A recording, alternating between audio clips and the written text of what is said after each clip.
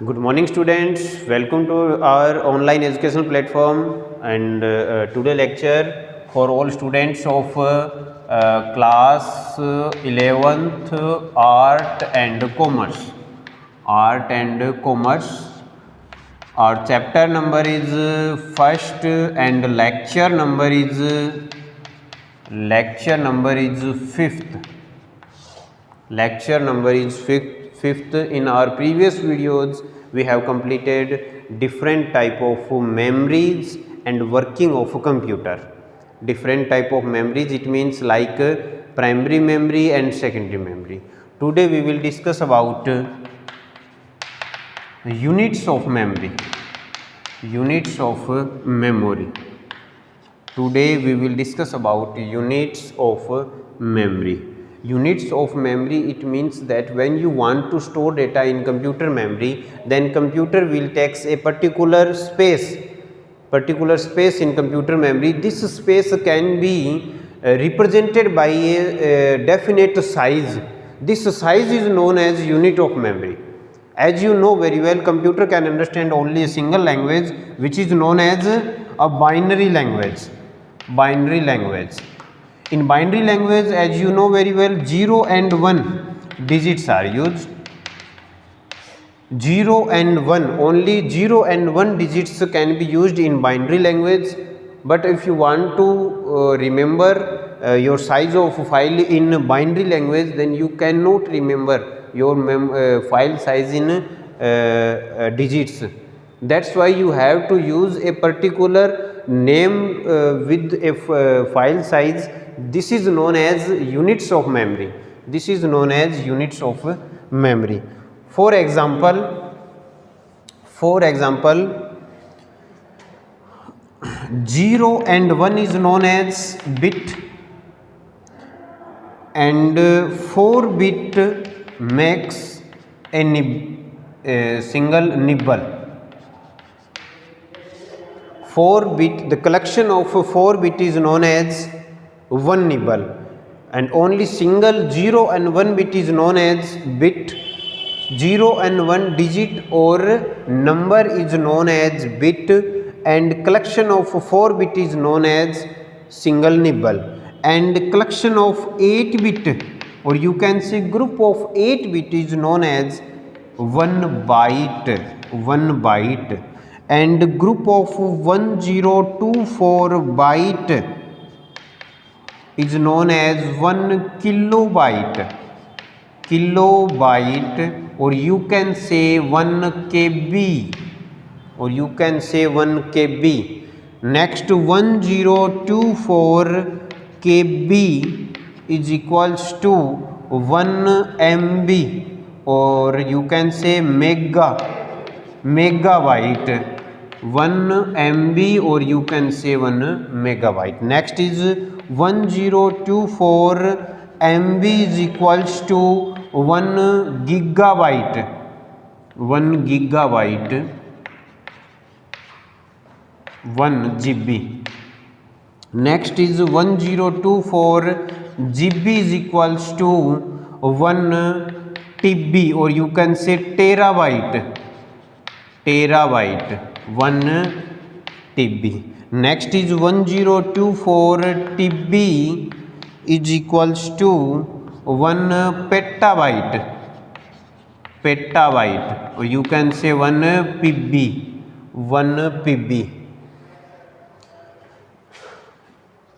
There is more memory units used in computer storage. Next is 1024 PB. 1024 PB is equals to 1 exabyte, or you can say 1 EB. Next is 1024 EB is equals to 1 zettabyte. Zettabyte is equals to 1 ZB. Next is 1024 zettabyte is equals to 1 yottabyte. Yottabyte, which is also known as YB. These all are known as units of memory. These all are known as units of memory. Now these all units of memory is very important according to your main examination and competition examinations. Many type of competition examination, these questions can be asked in your competition examinations, like what is nibble? What is nibble? Then you can say nibble is the collection of or group of 4 bit. The collection of or group of 4 bit is known as a nibble, and what is byte? Group of 8 bit is known as a byte. Known as a byte. And what is the kilobyte? And group of 1024 byte. Group of 1024 byte is known as a kilobyte, or you can say KB. In short form you can write here like KB. What is the 1 MB? The definition of MB, then 1024, then group of 1024 KB is known as 1 MB. In this way you can write the definitions of every units of memory. For examples, what is the exabyte? Then group of 1024 petabyte. Petabyte is known as 1 exabyte. 1 exabyte, or in short form you can write 1 EB. 1 EB. These memory units are new innovation in computer memory, and in our previous days we have used these set of memory units, but in modern days, because we have large amount of data for storing in computer, that's why we have to use a next generation memory size. These all are the next generation memory size, because in our normal use we can use these set of memory units like peta, tera, giga, mega. These all memory units can be used in normal or purpose, like you want to store data in your computer, or your a small business storage server. Then these set of memory units can be used. But if you want to store large amount of data, then you will have to use these units of memory. Suppose that Facebook or Google, YouTube, by using these sites, every day the large amount of data is gathered, and these data will be stored on a particular server. These data will be stored on a particular server. That's why we have to use a particular set of or size of memory, and this memory size can be represented using following set of memory units like exabyte, zettabyte and yottabyte. Then you can say 1024 petabyte can be expressed using 1 exabyte. This is the smaller term used for memory unit. If we are storing any data in computer, then we have to use a smaller term. We have to use a smaller term to express the size of a file. That's why we have to use the units of memory, because 4 bit can be says as 1 nibble, and 8 bit can be says as 1 byte. That's why these all memory units are the small term of memory size. Small term of memory size. This is the unit of memories. In this way we have completed primary memory, secondary memory and units of memory. All type of memories we have completed. Our next topic is system bus. System bus.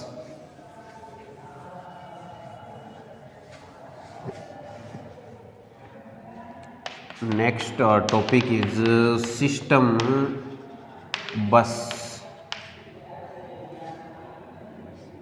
This is your computer system. This is the monitor. This is the monitor, as you know very well, and this is the keyboard, Keyboard, by using we can provide input as character in computer, and this is CPU. In this CPU we use a circuit board. In this CPU we use a circuit board. This circuit board is known as motherboard. The zooming of the circuit board is that this is known as motherboard. Motherboard. This is known as motherboard. In this motherboard there is many type of components, or you can say IC, RAM, processor. These all components of computer attached with this motherboard directly or indirectly. Directly like that, as RAM. RAM is a hardware, and this hardware can be directly attached to this motherboard. Directly attached to this motherboard, like another hardware is processor. If you want to add or connect a processor to computer, then you have to attach your processor to motherboard. This is the motherboard. If you want to attach a new processor, then processor directly attached with a particular slot. Particular slot is created for only for processor, and processor can be directly attached to this portion of a motherboard.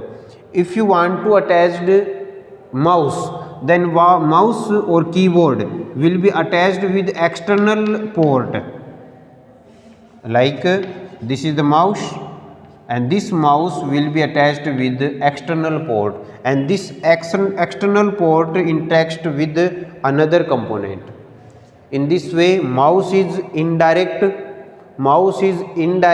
connected with the motherboard, and processor RAM, these are directly connected with the motherboard, because the particular slot of RAM and processor are built in this motherboard. But mouse, keyboard, printer, these hardware will be connected with motherboard with indirectly mode, because by using a port we can connect a mouse. After then this port is connected with another components of motherboard. After then a processor will get input from keyboard or mouse. Okay, this is known as motherboard. In this motherboard, every component of computer, like this IC is connected with this IC, and this IC is also connected with this IC, and this IC is connected with this IC. Every component of a motherboard will be connected with a particular set of wire. These set of wire is known as system bus. So the definition of system bus is that the components of computer will be connected to each other using a set of wires. These set of wire is known as system bus, and these wires can be divided into three types. Those we will discuss in our next topic. And system bus also, by using system bus also we can transfer data from one component to another component. It means the communication between more than one component of computer can be done using a particular set of wire. This is known as system bus.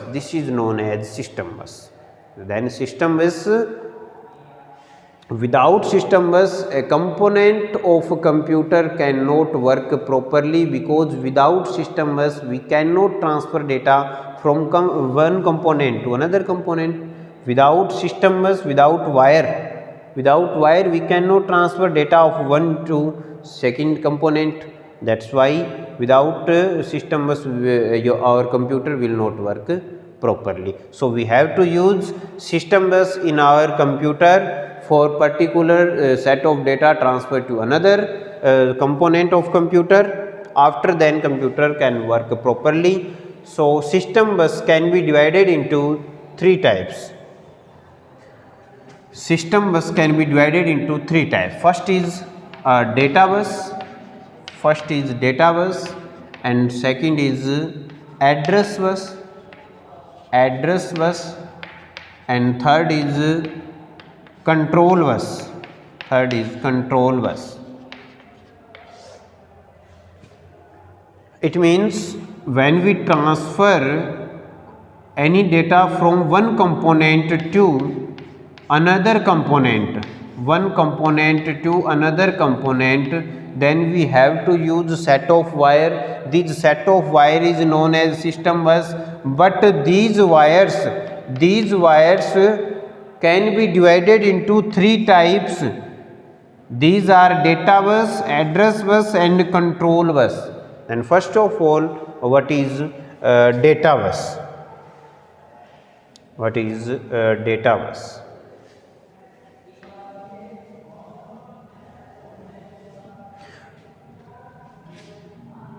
For example, this is CPU, or you can say processor. You can say processor, CPU or processor, and this is ALU. Assume that processor want to execute this operation, from ALU, because ALU is also known as you know very well, in our previous videos we have completed ALU, arithmetic logical unit. By using this unit or this device, we can complete any type of arithmetic expressions or logical expressions. Now this is arithmetic expressions. 5 plus 2, you want to do this operation using ALU, then processor will transfer 5 plus 2 to ALU. After then ALU will generate 7. ALU will generate 7 and provide result 7 to CPU or processor. That's why this is known as bidirectional communication. Bidirectional communication. So the definition of data bus is that by using this bus we can transfer data of one component. These are data 5 plus 2, these are data, original data or values. By using this bus we can transfer original set of values to another component, and another component can transfer generated data to CPU or a processor. This is known as data bus, because you can see here processor want to execute 5 plus 2, then 5 plus 2 transfer to ALU, and ALU will generate 7 and 7 transfer to processor. In this way data bus is bidirectional.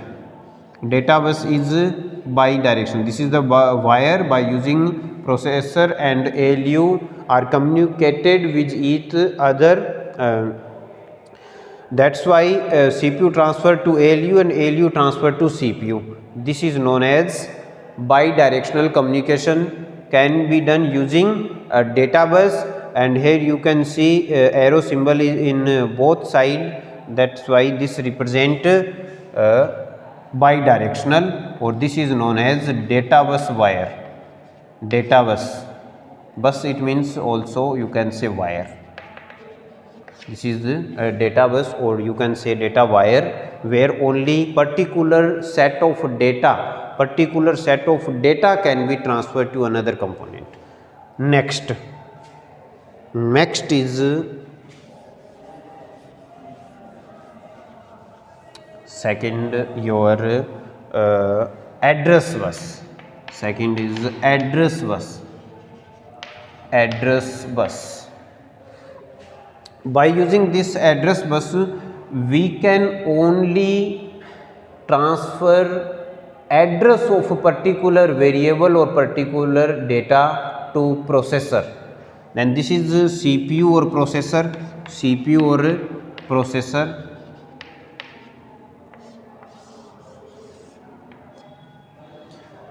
When CPU wants to read any data from computer memory, read it means any set of data is stored in your computer memory and CPU want to execute. CPU want to execute any stored data in computer memory, then CPU will generate a address, which address CPU wants to execute or display set of result. That's why CPU will generate a result or you can say address. Then this address will be transferred to address bus. Read. CPU want to read any data from computer memory, then CPU will generate a address and this address transfer to address bus. Now address bus will provide data, particular data, because in our computer memory we can store data, we can store these data will be stored on particular address, because without address we cannot identify the particular data, we cannot identify particular data. So we have to provide a address to any stored data. Suppose we are living in a particular home, and each home has a particular address, and every address has a set of human being, then all human beings are lived on a particular address. In this way computer has also set of values stored on a particular address, and this address can be generated by CPU, and CPU will transfer to address bus, and address bus will provide a set of value to data bus, because values can be accessed using data bus. Without data bus data cannot flow or cannot transfer one component to another component. So data will be generated on particular address and provide to data bus, and this data bus will be connected to CPU, Now data bus will provide a particular data to CPU. Now CPU can read a particular address data from computer memory. Now read operation will be completed using address bus. So we can say that address bus is unidirectional. It can take address from CPU, but it cannot provide data to CPU. It can only take address from CPU where you want to read or write. If CPU wants to write it means store data on computer memory, then also will generate address, or you can say memory address, and provide to address bus. If CPU wants to write it means store data to computer memory, then also will generate a particular address, and this address provided to address bus. After then if CPU wants to store data, then a particular address data will be stored in computer memory. If CPU want to read data, then a particular stored data will be accessed or data transfer to data bus, and this data bus transfer its data to CPU. Now read operation will be completed using address bus. So we can say address bus is unidirectional bus. So the definition of address bus is that by using this bus we can get address from CPU and provide desired data to data bus. Now this data bus data can be accessed by using CPU. If CPU wants to read or write operation, then CPU always generate a particular address. If CPU want to read or write, then CPU will generate a particular address. This address can be controlled by address bus or can be handled by address bus.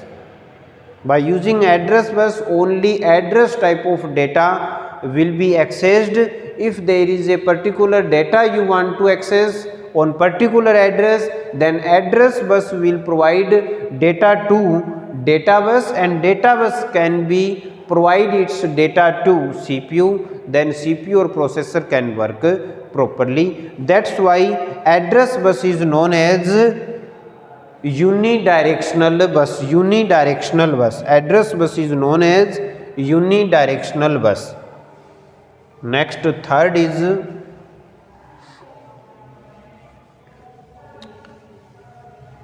control bus. Control bus, control bus is also unidirectional.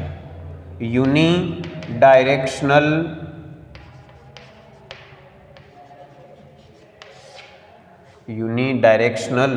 bus, unidirectional bus, because by using CPU, you can say processor or input device or output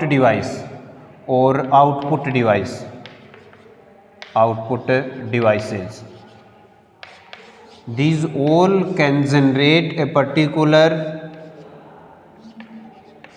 control signal.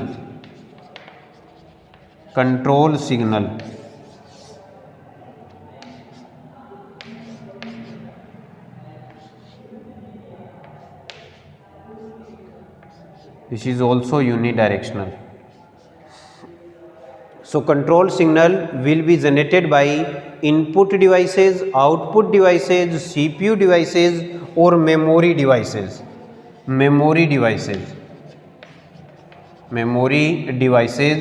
जो है वो we can use devices, memory devices, unidirectional. So control signal it means it will generate a signal for activating a particular hardware. If you are provide input in computer, then input will generate a signal and another input device will not work, because we are getting input from mouse or keyboard, then only a single input can be provided to computer, another input cannot be provided. So input will generate its control signal, and control signal will activate a particular input device. That's why this is known as control signal, and this signal can be generated using CPU, input, output and memory. If CPU want to execute, then CPU will generate control signal, and now CPU works properly, and you want to provide output to output devices, then output signal will generate a control signal. Now output device can work properly. This is known as control signal, and this is also unidirectional. So we can say control signal bus is a bus where any type of computer component can generate control signal on particular control bus, and this is also unidirectional control bus.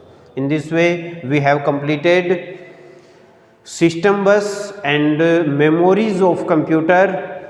So today thank you for listening and watching, and share this app to all your friends.